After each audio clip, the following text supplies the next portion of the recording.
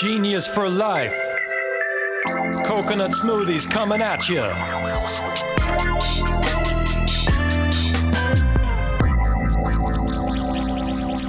Greetings there. Welcome to 15 Minutes of Genius. This is episode 83. We are barreling towards 100, the epic 100th episode.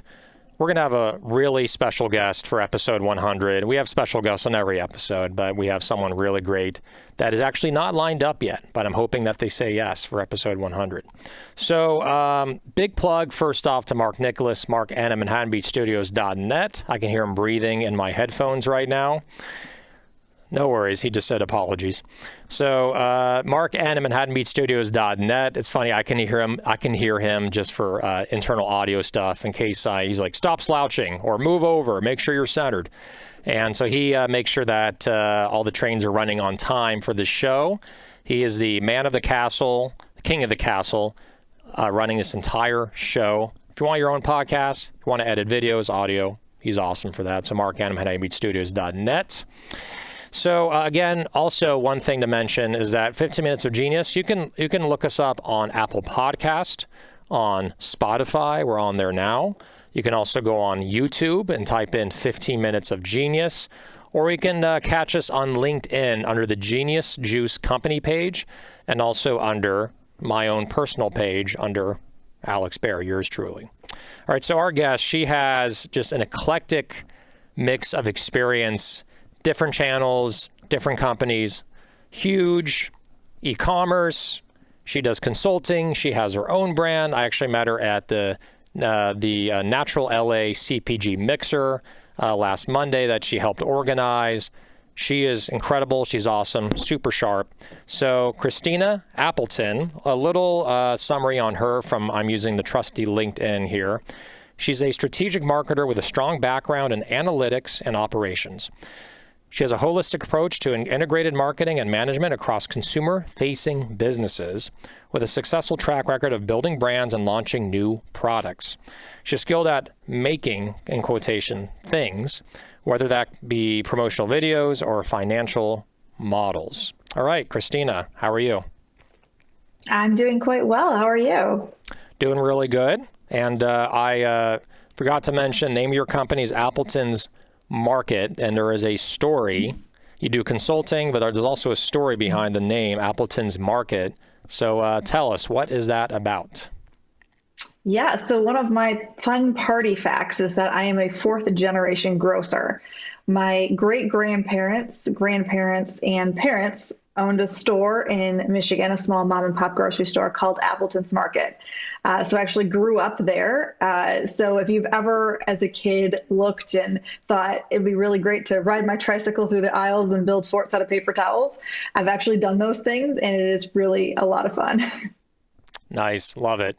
And this is in, so it's really cool. In the Midwest, they ran it. Is it, have you been there? Is it still there? Is it a different market now? Like what's happening now with that market? Yeah. So my parents did sell it when I was in high school. They were one of the casualties of, the Walmartization of America. Mm-hmm. So Walmart kind of came into town and took a lot of the small mom and pops business away. They were fortunate that they were able to sell it, and it kind of has shifted into being a little bit more of a convenience store now. But the building's still there, just a different name and a kind of different format. Right on. Really cool. Well, it's cool that you learned a lot about, supermarkets early on. You grew up with it. When that's, I think, for sure had something to do, maybe a little bit, had something to do with where you are now and what you're doing and where your passion is. So, yeah. So let's get into that. A lot of things going on. I know we don't have a ton of time here, so a lot of stuff to unpack. So let's talk first about, I think, your consulting company, because we have a lot of entrepreneurs on here. We get several thousand views per episode. I think I've said that every episode. I'm just like a broken record.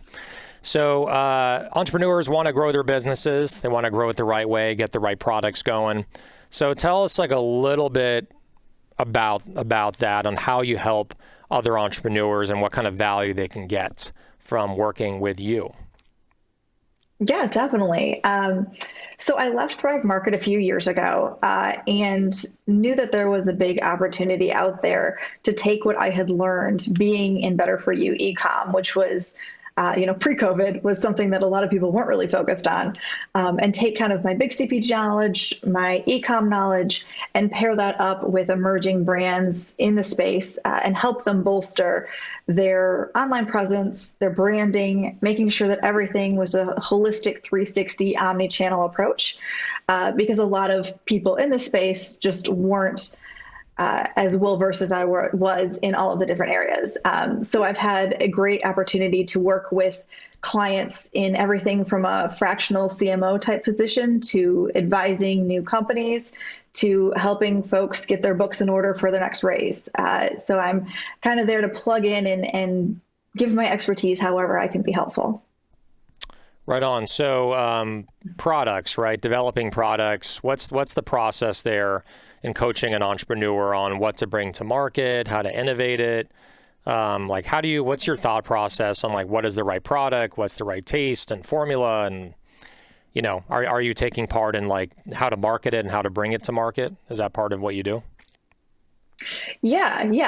I've done a little bit of product work. It's funny. I've been talking with some of my friends who are still in big CPG, and the process in big CPG for bringing a new product to market is so intensely different than it is for a new or emerging brand. If you're in big CPG, you're spending hundreds of thousands of dollars in R&D, on testing. You have about 10 stage gate meetings. You have to have 10 signatures, and you have to have a 30 or $40 million business on day one.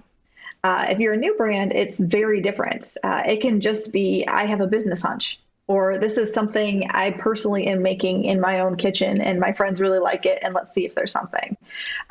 So I think the product development cycle is different, and the vetting cycle is different. If you're a new brand, a lot of what you should be doing is just getting it out there, going to your local farmer market, putting something onto a Shopify site, seeing what kind of sales you can get, and letting the market really speak for itself to give you that real-time feedback.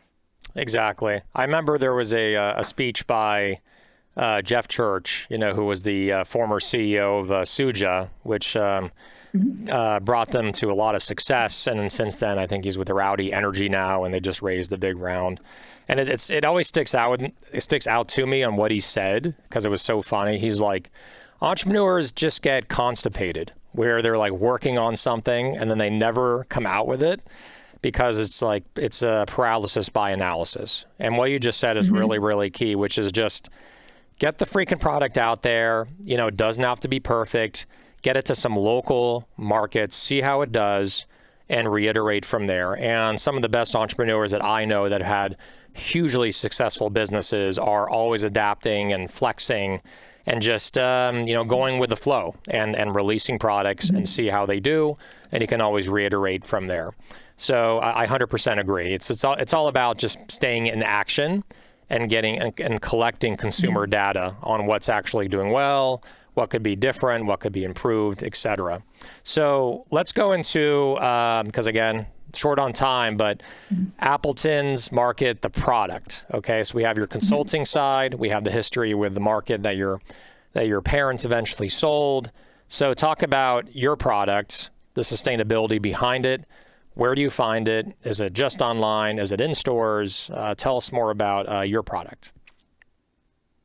Yeah, so my product was I fall into that kind of personal need category that I referred to earlier. I was consulting in LA, there's a lot of traffic. You spend a lot of time kind of bumping around from thing to thing, meeting to meeting, and I didn't have a lot of time to have great food choices. It would be, maybe it's a candy bar or it's a protein bar, which are great. But I personally don't love eating them. There's a lot of sugar and whether it come from dates or actual sugar. And it just wasn't fulfilling to me in a way that a meal was. But a lot of times I would have like 2 minutes to prep and eat and get ready and go on to my next thing. And so I really wanted to create something that delivered all the things I want from a meal. It's vegetables, it's protein, it's fiber, it's warm, but in less than a minute. So I worked Locally, I have a friend who is a PhD in food science, which is helpful to have. And she and I worked and tested a lot with WeWorks and local markets and really kind of figuring out what type of product was going to work best for people, and found some great folks to work with here that I could source local fruits and vegetables, local cage-free eggs, and a great local manufacturer that was able to produce these products in such a way that we steam them when we make them. They steam in their bag in less than a minute in the microwave. So you get this really great texture. You get a good source of protein, you get some fiber, and it's all for about 100 calories. So it fits into a lot of people's diets, being gluten-free, dairy-free. And we've got some other allergens we're working on getting out of there in the future, but that's still in the works. It's the future of food. That's the way that I'm looking at this, is that as we're getting back out there, there was kind of a return to the American nostalgia of cooking at home.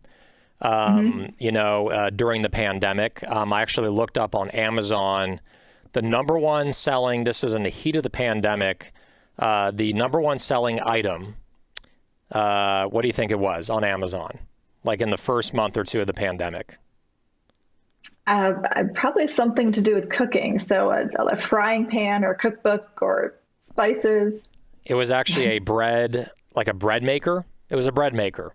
And I'm like, bread maker. And like, this can't be real. It was like bread maker, sanitizer, face masks. It was like in that order. No way. And I'm like, oh my. So there was a return to cooking at home, right? But now that's going back the other direction where you want a quick meal.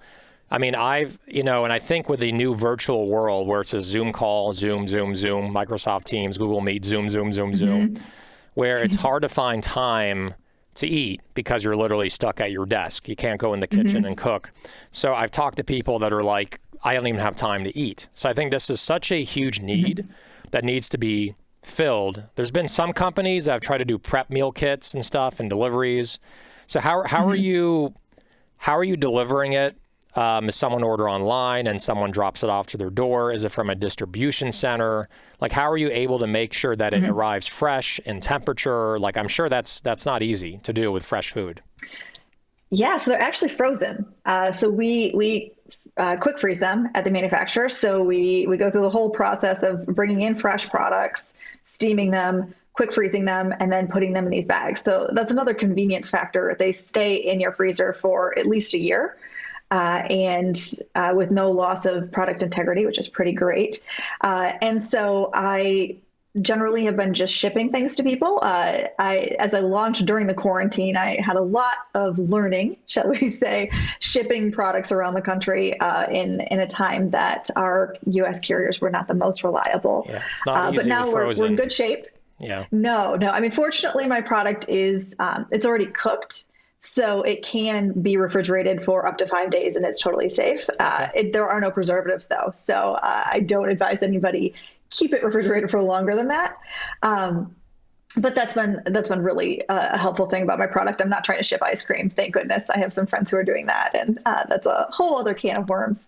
It's insanely hard. Once it thaws, when you refreeze it, it's not the same product. No, unfortunately. No, it's really not. And the beauty of my product is I've actually tested that a few times of the thawing and the free freezing, and it really doesn't change it that much because there isn't a lot of liquid in the product itself. So it's not too much of a product loss. But yeah, primarily I've been doing D2C. My original go-to-market, which now in retrospect is an oh gosh darn, but it was offices, co-working spaces, and coffee shops because I wanted to get to people during the workday, right when they needed that. I skipped breakfast, I missed lunch, it's 4:30, I'm not going to make it till dinner, and all of those places in California went away, just before we launched. So good news is those places are starting to open up again, and I'm starting to get some new orders coming in, starting to get some gyms, kind of different locations like that. So it was always going to be an alt channel first business, and it just became a very, very narrow alt channel for the first few months. Yeah, you adapted with the times, but I think one key takeaway from this is that you don't have to go to the big, mass market, MULO, natural channel first, the Whole Foods and the Sprouts, because there's like 50 million competitors that are on the shelf for frozen product, and it's really hard to stand out. And what you've done, Christina, with your brand is you went to places, a WeWork, coffee shop, where there's like 2 brands, maybe 3, or maybe you're the only one. And you really stand out, and the marketing is excellent because people have a choice between you or not having food, like at a WeWork. And just for everyone to know, I'm going to post it in here once I find it. But there is a company that specializes in marketing products at WeWorks. And because WeWorks are reopening now, there's kind of a second coming for WeWork. They're still struggling right now, but they're getting better, way better than a year ago. That there's a company that literally will place you in up to 500 or 600 WeWorks. It costs money to do that, but obviously you're getting in front of people. So that's the key thing. So are you starting to go back to the WeWorks, Christina? Are they reopening? I haven't been to one since like April of 2020. So, but that's where we used to have like kind of a mini office for meetings and powwows. But what's happening at WeWork? Are people still there, or what's going on there? Yeah, I mean, they have their whole. I've kind of put a pin in WeWork. They have their own problems that they're dealing with. Right. I've actually found here in LA, Industrious is a great partner.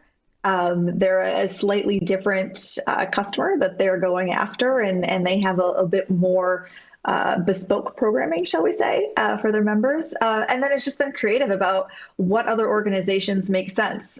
So I'm working with some different like Mommy and Me, New Mom, lactation businesses, that kind of thing, because this does really well with new moms. And I actually have a friend who used my sun-dried tomato basil, as it doesn't have any spice, as one of her baby's first weaning foods. And so it's really just kind of, okay, let's be creative about who's open, who can really use this product, who am I going to be helpful to right now?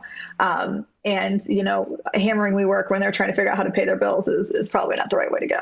Yeah. By the time you make it over there, it may be up for lease or something. It may turn into a laser tag, floor or something. That'd be pretty cool though. Laser tag, because WeWork has all the corridors and the long hallways. I think it'd be freaking perfect for a laser tag place. That could be a new business. Great idea. Yeah, interesting. That's a genius idea. It could be WeTag instead of WeWork. I like that. That's cool. And we came up with a great idea here. Well, you can get some kickback on that for being present during to create that idea. Sounds good. What was I going to ask? So I think the other key thing that also just the takeaway from this interview is you found your tribes. There's like this book. I can't remember it's called like The Tribes or Tribes, and I can't remember his name. He's like this bald dude, and he wrote this book about tribes. And he talks about, don't try to get to everyone. Just find the people that are really loyal and gung-ho, and they're going to buy your product 1,000 times versus trying to get 1,000 people to buy it once. And it seems like your tribes are busy working moms. Like that seems to be like they don't have time to eat. They want to feed their kids nutritious food that's healthy and safe and also tastes really good, that kids will actually eat. And and then like just moms are generally very, very busy, right? So I think you've hit on a really good niche there. And I think just from all the moms in the country, that's enough to like ride your company like all the way. So yeah, it's a constant issue. I mean, the one last thing I'll say is we work with RachelAndChelsea.com, or it's a web agency. And we have meetings with Rachel, one of the co-founders. She has 4 kids. Her name's Rachel Saul, and she's based in Connecticut.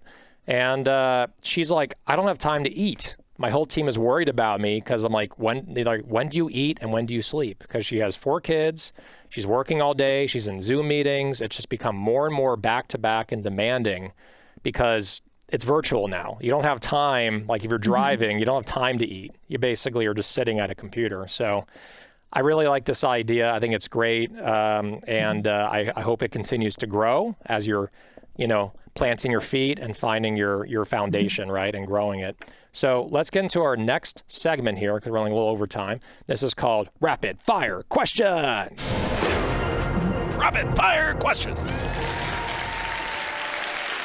All right.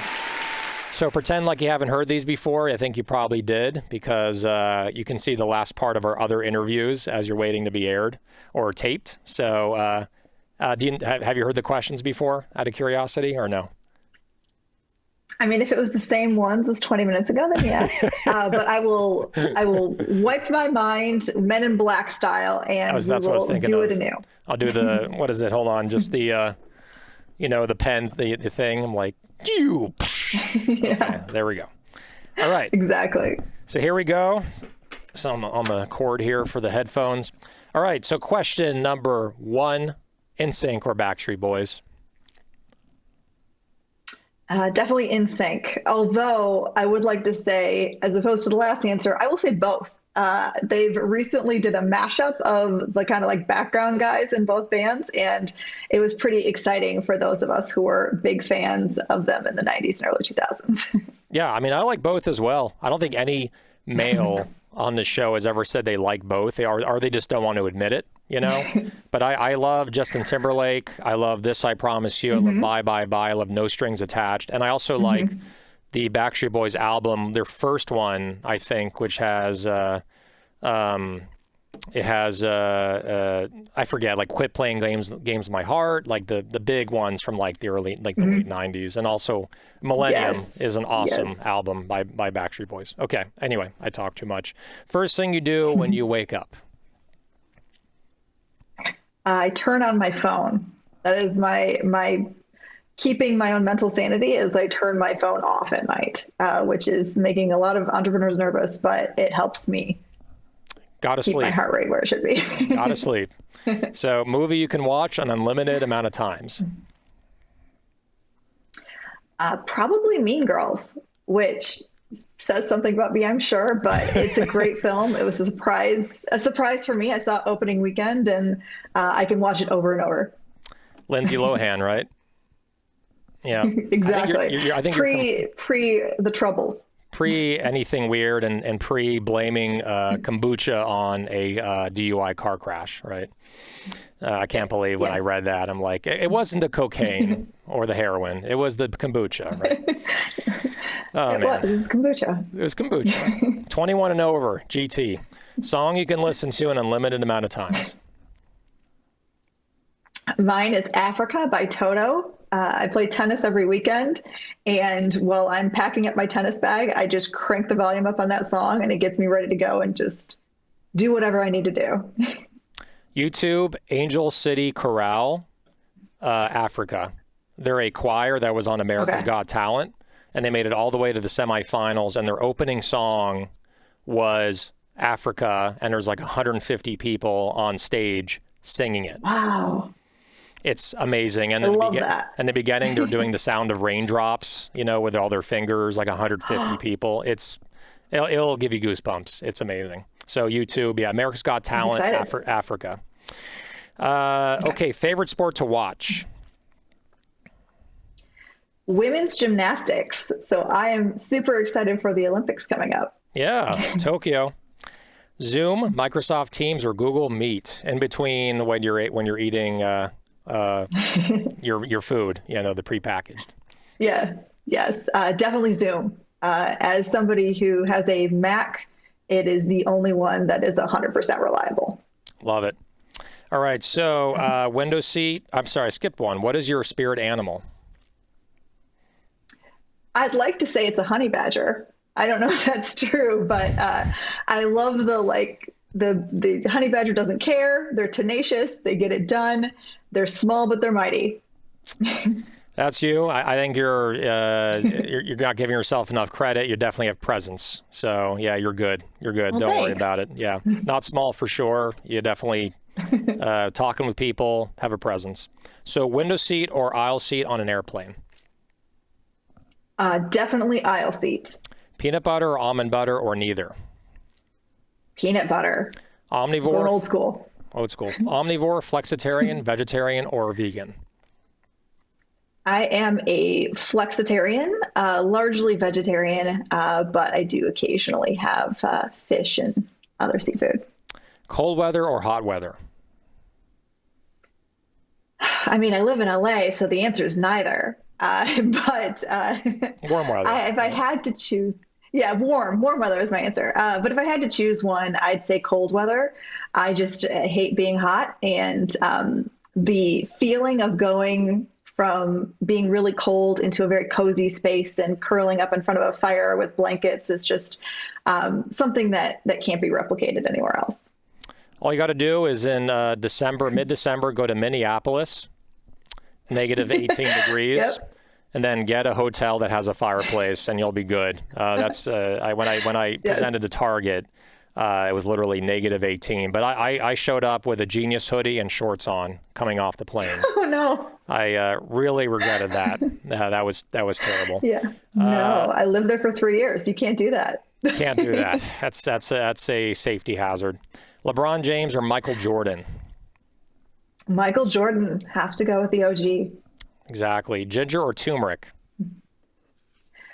Turmeric. I try to make myself love ginger because I know it's good for me, but it's still a little tough for me. So I have to go turmeric. It has to be mixed in with like ginger, apple juice, pineapple. Mm-hmm. It has to be like a Vive shot or something for me to actually enjoy it. So favorite food or drink, if you're stuck on a deserted island, you cannot say Genius Juice and you cannot say any brand that you've ever worked with your agency.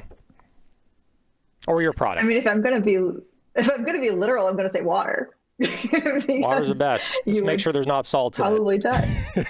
Yes. Sorry. Fresh water. Fresh, clean water would be my answer. There you go. So that is rapid fire questions with Christina Appleton. There's the applause there. Keep it rolling. She's Superwoman. Does it all.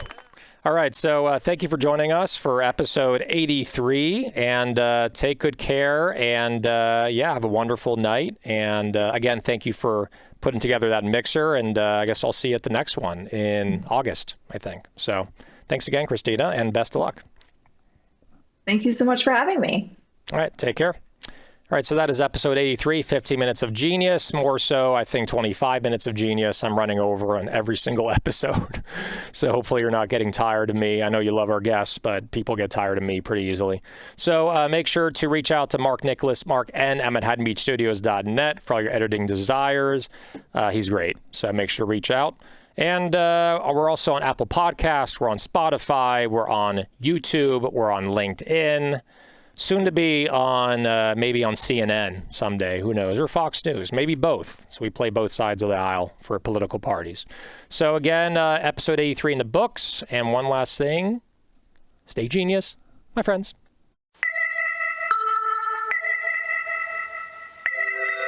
Genius for life. Coconut smoothies coming at you.